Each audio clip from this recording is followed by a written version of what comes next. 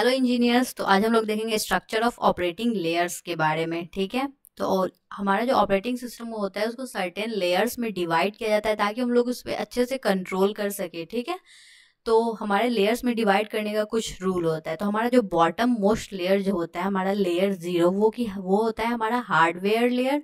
और सबसे top most जो लेयर होता है वो होता है यूज़र इंटरफेस लेयर। तो इसमें हमारे सबसे हार्डवेयर लेयर कौन सा होगा? बॉटम मोस्ट लेयर, यानी कि ये है हमारा लेवल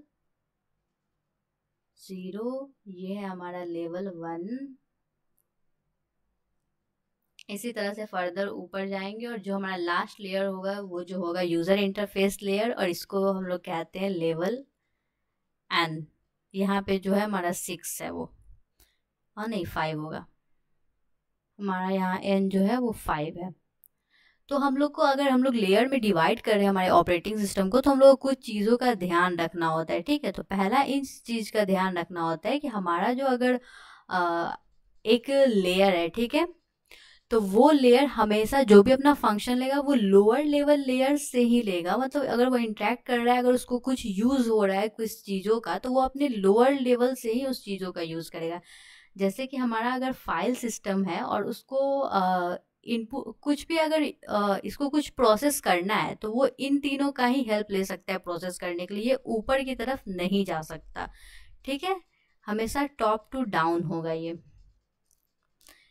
और इसका दूसरा क्राइटेरिया होता है कि हमको अगर डिबगिंग, मतलब इसका बेनिफिट क्या होता है? तो इसका बेनिफिट ये होता है कि अगर हम लोग को डिबगिंग करना है तो हम लोग बॉटम टू अप, मतलब अप्रोच है ये, पहले इसको डिबगिंग करेंगे, इसमें एरर नहीं आएगा तो फिर इसको डिबगिंग करेंगे, इसमें एरर नहीं होगा तो फिर इसको डिबगिंग करेंगे। और यहाँ पे अगर हमको एरर मिलता है तो हमको इन दोनों को डिबगिंग करने की ज़रूरत नहीं है, क्योंकि हमको पता है इन दोनों में एरर नहीं है। तो एरर कहाँ है? एरर यही है। लेकिन अगर हम लोग ऊपर से नीचे की तरफ आते हैं, तो अगर हम लोग इसको डिबगिंग करते हैं और ये लेयर इससे रिलेटेड है, तो फिर हम लोग को इसमें भी चेक करना होगा, इसमें भी चेक करना होगा, इसमें भी चेक करना होगा, इसमें भी चेक करना होगा, इसमें भी चेक करना होगा।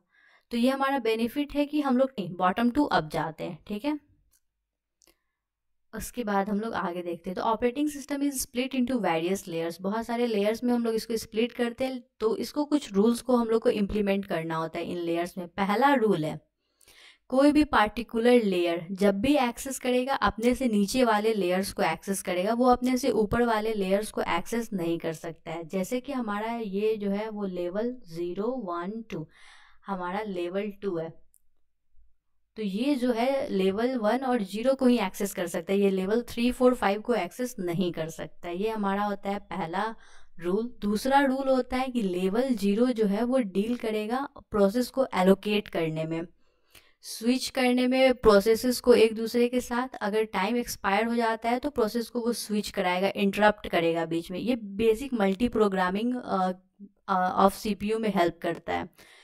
अगर यूज़र लेयर हमारा इंटरेक्ट करना चाहता है हार्डवेयर लेयर से, यूज़र लेयर हमारा क्या था? तो यूज़र लेयर जो था हमारा टॉप मोस्ट लेयर था, और हार्डवेयर जो है हमारा बॉटम मोस्ट लेयर है। मतलब ये nth लेयर है और ये हमारा 0 लेयर है। ठीक है, तो इसको अगर इससे इंटरेक्ट करना है तो इसको पूरा n-1 यानी कि सिस्टम सर्विसेज से लेकर के प्रोसेस शेड्यूलिंग तक, मतलब लेवल 1 तक से इंटरेक्ट करते हुए तब इस तक पहुंचना होगा। ये हमारा रूल है। ठीक है, लेयर्स में डिवाइड करने का।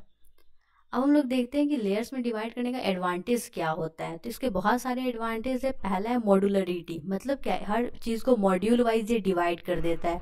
तो इससे हम लोग का क्या होता है कि डिबगिंग आसान हो जाता है। अगर हमें कोई एरर मिल रहा है तो उसी लेयर पे वो एरर होगा, क्योंकि नीचे वाले को हम लोग पहले से डिबग करके आए हैं, नीचे वाले मॉड्यूल्स को।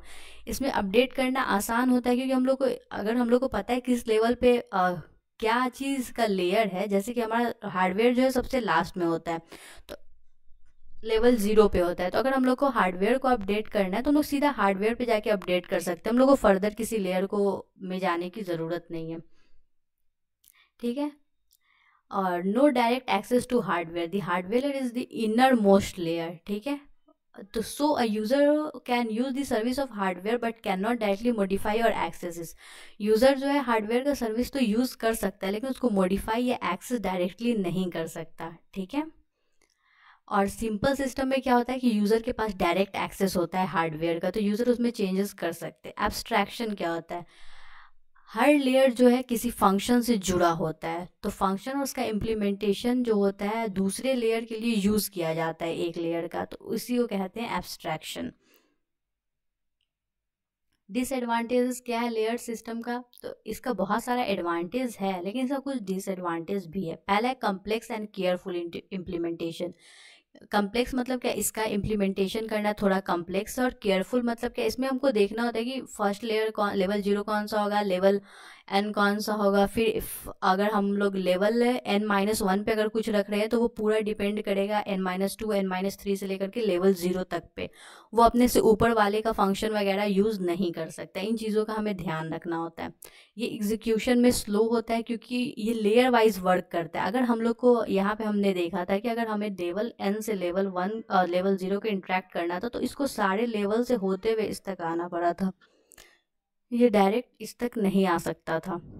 तो ये भी इसका डिसएडवांटेज है, बहुत ज़्यादा टाइम लेता है, मतलब स्लोअर होता है एग्जीक्यूशन में। अब हम लोग देखेंगे functionality. It is not possible to divide the functionalities, many times they are interrelated and can't be separated. मतलब कि अगर लेवल 0 जो है वो अपना फंक्शनैलिटी यूज़ करके लेवल 1 पे मतलब जाएगा, या फिर लेवल 1 जो है वो लेवल 0 का फंक्शनैलिटी यूज़ करेगा, मतलब ये लोग आपस में इंटर रिलेटेड है। और बहुत सारे केस में होता है कि इसको हम लोग सेपरेट नहीं कर सकते, तो मतलब एक दूसरे पे ये डिपेंड कर रहा है। तो ये हमारा किसी भी तरह से एडवांटेज नहीं हुआ, ये हमारा डिसएडवांटेज है कि वो लोग एक दूसरे पे डिपेंड करेगा। हम लोग को कुछ करना है लेवल 1 पे तो लेवल 0 पे हम लोग को उसको अपडेट करना होगा। कम्युनिकेशन, नन एडजेसेंट लेयर के बीच में कोई कम्युनिकेशन नहीं होता है। अगर हमको nth लेयर से कम्युनिकेट करना है हमारे n-2 लेयर को, तो n-1 से उसको पहले कम्युनिकेट करना पड़ेगा, तब वो अपर वाले लेयर से कम्युनिकेट कर पाएगा।